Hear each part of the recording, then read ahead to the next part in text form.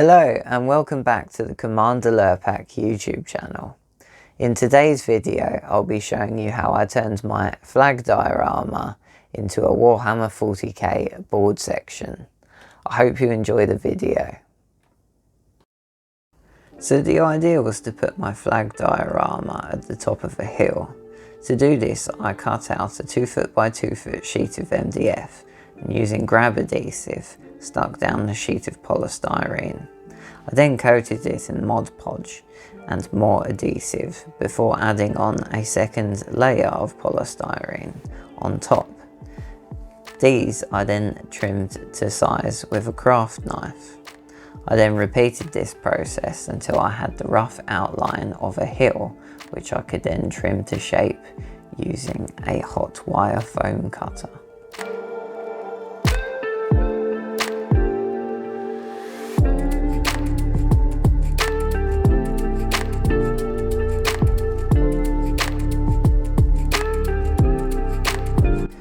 The hot wire foam cutter is a great tool for carving smooth contours in the polystyrene.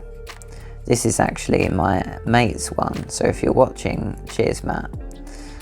When carving the hill, I tried to keep in mind I couldn't have it too steep as models wouldn't be able to stand up on it properly. So I went for a gentle gradient, but with a hill tall enough to block line of sight.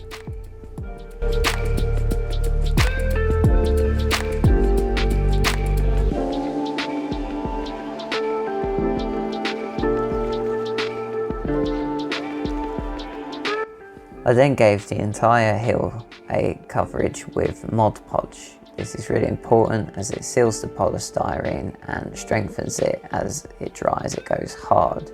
It's got a matte finish, which means that paint will adhere very nicely to it. I then gave the board a good coverage in the cheap acrylic craft paint. Just went for a dark brown, and this will give a good base coat for the muddy look that I'm going to go for on the board. After the acrylic brown, I applied a Vallejo thick European mud across the entire hillside, and this will be the basis of our mud effects on the hillside. This is a great paint and provides a really good texture, a realistic looking mud. Then using a Lehman Russ battle tank, I drag it through the mud to create indentations to form tank tracks. Then I use a paint called Sterling Battle Mire, which you can get from Games Workshop, which is a much darker and richer mud than the Vallejo thick European mud. And this helps to give the impression that the tanks have churned up the mud and left these darker tank tracks.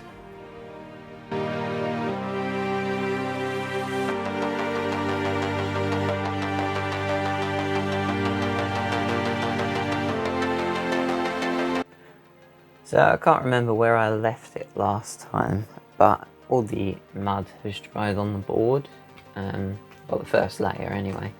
But before we do another layer of boards, got some broken sticks which I wanted to stick on to look like trees that have been hit by shell fire and snapped off.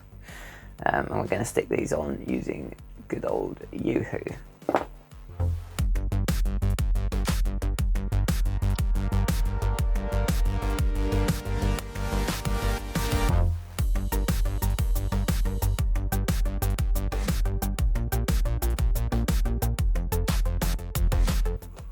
Next up, we're going to make some barbed wire. We're going to do this using some cocktail sticks, and you can buy a roll of this barbed wire off of Amazon for pretty cheap.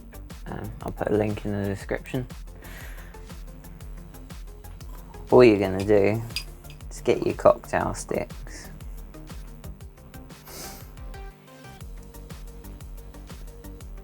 cut them in half, maybe try and keep hold of both ends.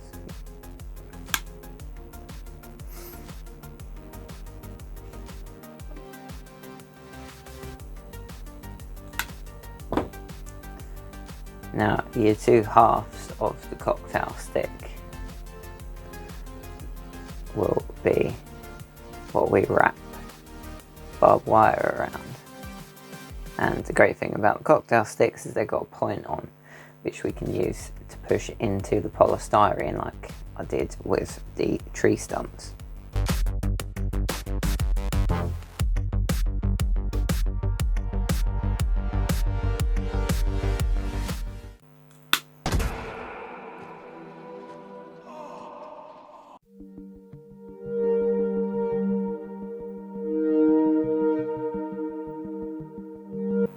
So I'm going to cut off a strip of the barbed wire.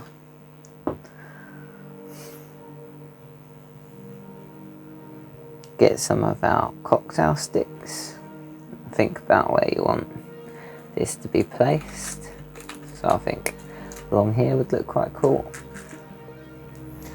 Then we're just going to peg these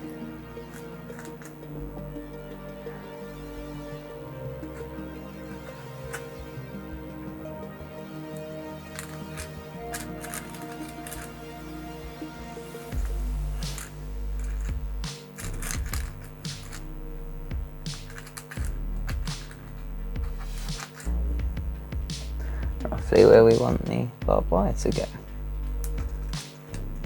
Now what you're going to do is simply wrap the end of the barbed wire around the end cocktail stick.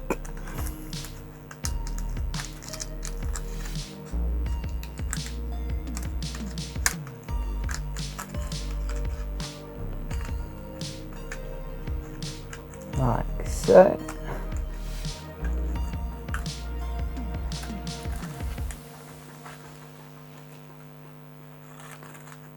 And you got yourself a little barbed wire fence. Next I'm going to stick some more casualties on the board. There's a lot of casualties on this top little flag diorama section, but it would look a bit weird if there were no other casualties across the hilltop. So I've just got some old guardsmen who are in somewhat a state of disrepair, and these unlucky chappies have been chosen to be casualties on the board, and I'm just going to stick them on across the hillside.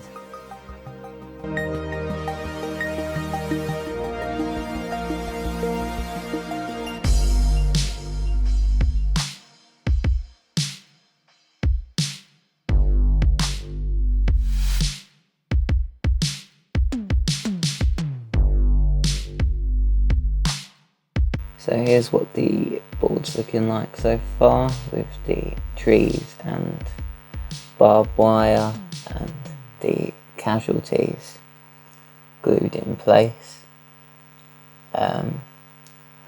Next step will be to get the mud out again and give it another coat of mud. Nice.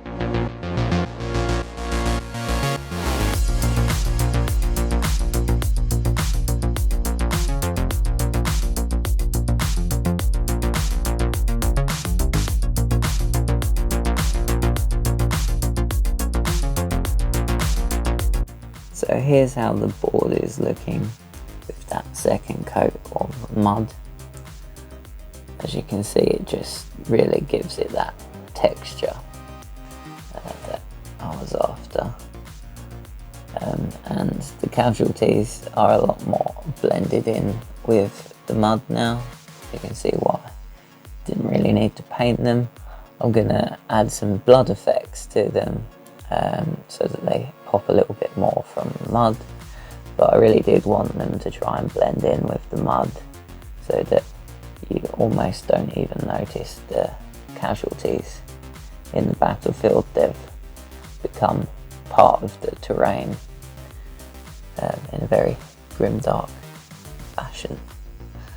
But yeah, really happy with how it's going so far. So we're just got to wait for the mud to dry. So before the mud's completely dried, I'm just going to add some blood effects to some of the casualties on the board. I'm going to do this using Blood for the Blood God, one of my favourite paints, and just going to apply it wherever there's a casualty.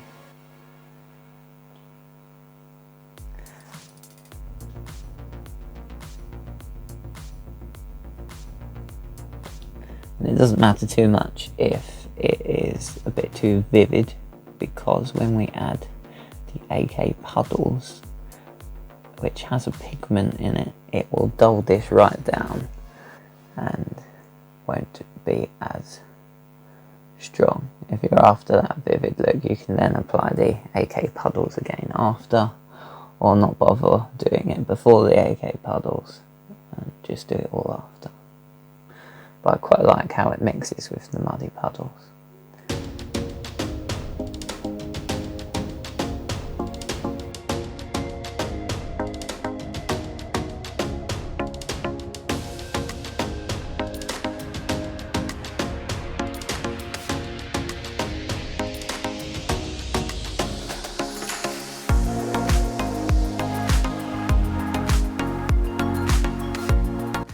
So the board's pretty much dry. Well, it's not quite dry, but I'm impatient. While it was drying, I've painted these tank tracks with a bit more brown, just to make them a bit more contrasting to the light brown of the mud. And I've also painted the little wooden supports on the barbed wire brown, which I probably should have done before I stuck it in, but that would be too sensible. What I'm going to do now is apply AK puddles all over the board and go from there. So you want to use a knackered brush for this. This is the brush that I was using to put the mud on, because it's going to get absolutely ruined by the AK puddles because it's resin based. And what you want to do is just get a dollop and squirt it on. And then with your brush, you just want to smooth it out.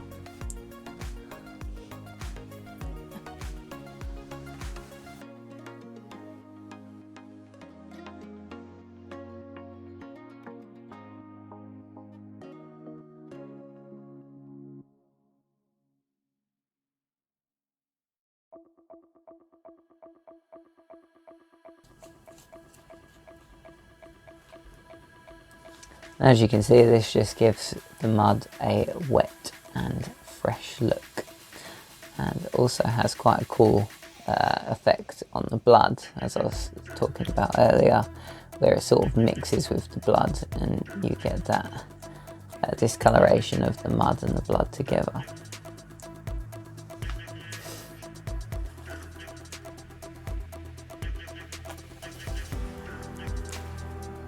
So I'm just going to stick this all over the board.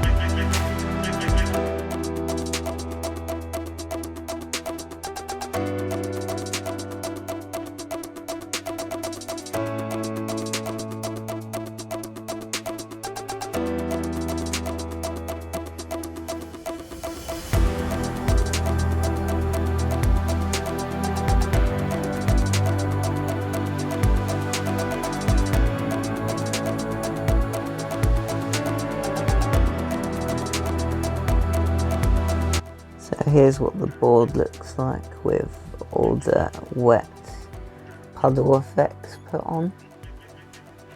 Pretty happy with how this has come out. All that's left to do now is to stick on the grass tufts. I've just ordered some grass tufts from War Painter Scenics, I think they're called. that's done here. And you get a set of 117, and I'm just gonna whack those on. They're self-adhesive, so it makes life a lot easier. But I've gone for the arid grass tufts because I feel like there wouldn't be much left alive that looks very green and healthy on this board, considering everything's been blown up and there's lots of dead people. But yeah, that's where we are with the board at the moment.